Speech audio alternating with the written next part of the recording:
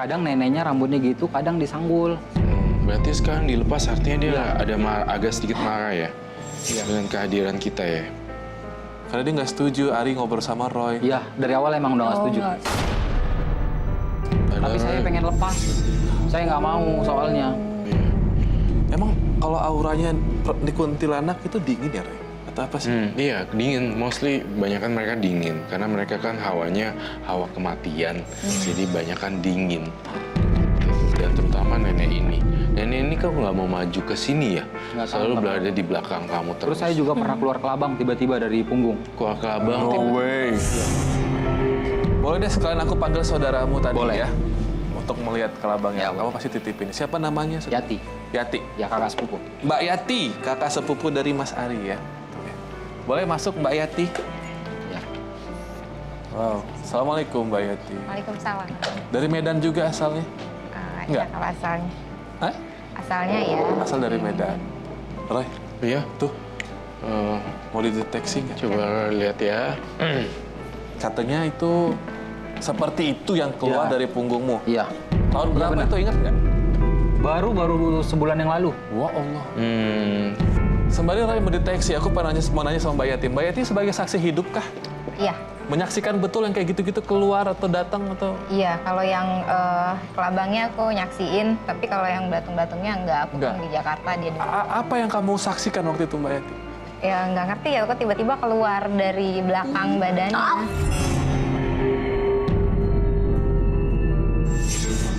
Keluar dari kaos dalam gitu? Iya, dari Ya, belakang punggungnya dia. Gue Ngilu ya. jujur aku lemes tahu sebenarnya. Jadi pas sudah saya bunuh, saya mau ke Jakarta di kereta sepanjang jalan itu ada yang gigit di paha. di paha. Nah, jadi pas sebelum Jakarta saya berhenti dulu di stasiun untuk cek ke toilet, nggak ada. Setelah saya pakai lagi celana, sakit lagi. Udah neror ya Ri ya? Kayaknya sih. Udah nggak baik loh. Apa itu Roy? Jadi yang Roy lihat Roy? saya kalau lihat ini beneran kiriman dari Black Magic. Tetapi entah kenapa ya, siapa yang mau Black Magicin kamu? Kamu kan juga bukan pengusaha, bukan public Ya, figure atau bukan jualan barang-barang yang Bukan. mewah seperti itu. Ada banyak kompetitor, bukan kan? Bukan. Tetapi kamu mencurigai seseorang. Mencurigai. Tapi saya nggak mau nyebut namanya di sini. Siapa? Ada pokoknya. Apakah ini unsur sakit hati atau dendam Roy? Dari perkataan. Iya, saya ngelihat ada unsur sakit hati dan Nah, dendam. itu tadi emosi saya juga nggak terkontrol. Oh lagi ngomong? Nggak, semenjak yang dua ini ada di badan saya. Oh. Kadang saya kalau emosinya tuh benar-benar membludak. Emosinya seperti apa? Marah-marah, banting Marah-marah, barang, iya, banting-banting. jedotin pala juga. Iya. Pokoknya emosinya tuh nggak terkontrol. Dan ini keluar dari 7 lubang manusia. Dari punggung gitu. Nggak tahu. Kok bisa intinya keluar dari keluarnya dari punggung punggung. Oh, dari punggung. Biasanya kalau makhluk gaib itu biasanya keluar dari 7 lubang manusia. Ke Telinga. kuping, hidung, mulut, pusar, dan Oh, beberapa. pusar? Ya, pusar juga. Dan banyak lagi ya. So. Dan kamu sudah, tapi sebenarnya nggak boleh dibunuh. Waktu itu saya berpikirnya ini kiriman orang, mungkin di dalamnya itu ada semacam racun gitu. Makanya saya langsung bunuh aja. Kalau misalnya dibunuh, itu menambahkan karma buruk lagi gitu loh.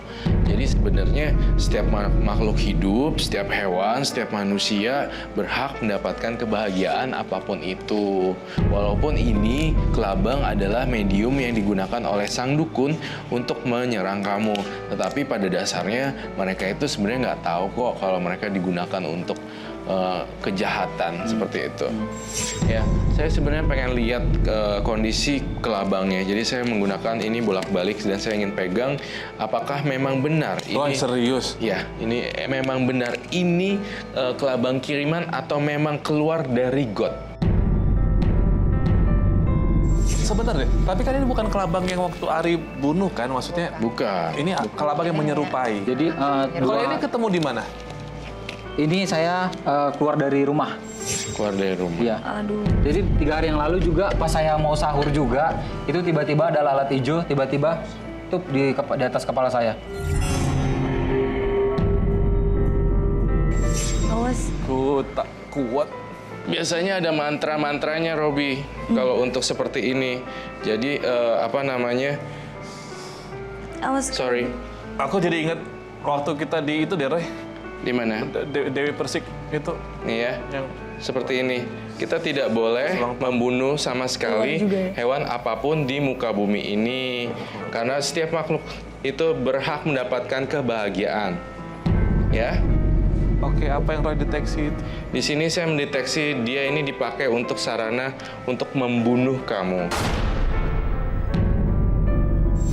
Tetapi masalahnya sekarang di sini, kamu kan tidak kerja yang berhubungan dengan kompetitor atau apa dan segala macam ya.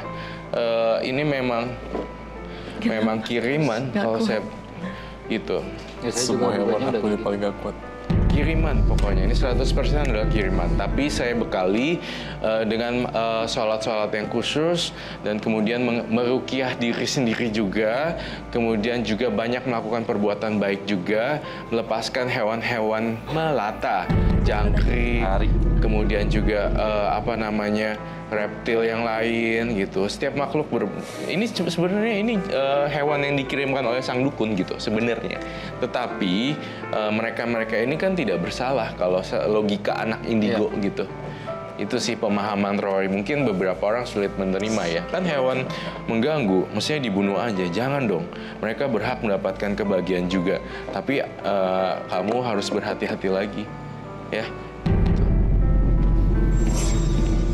Satu hal juga, saya pengen banget kamu tuh meruqyah diri sendiri atau diruqyah.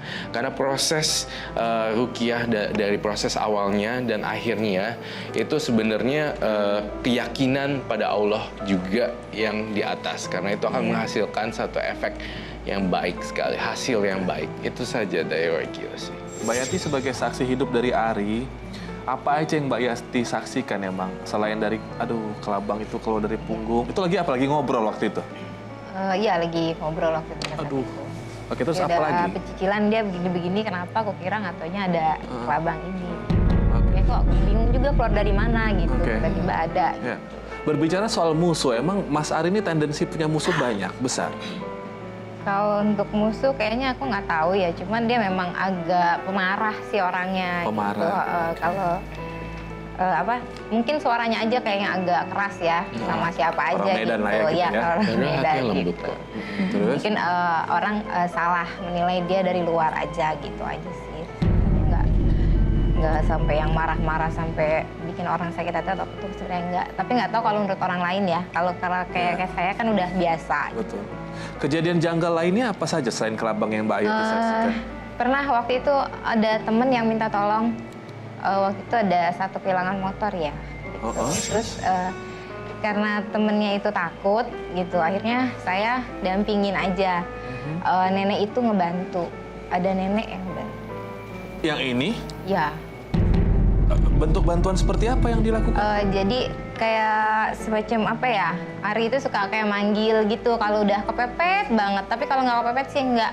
Jadi kayak itu temen minta bantuan, saking kepepetnya, akhirnya Ari manggil nenek gitu. Wow.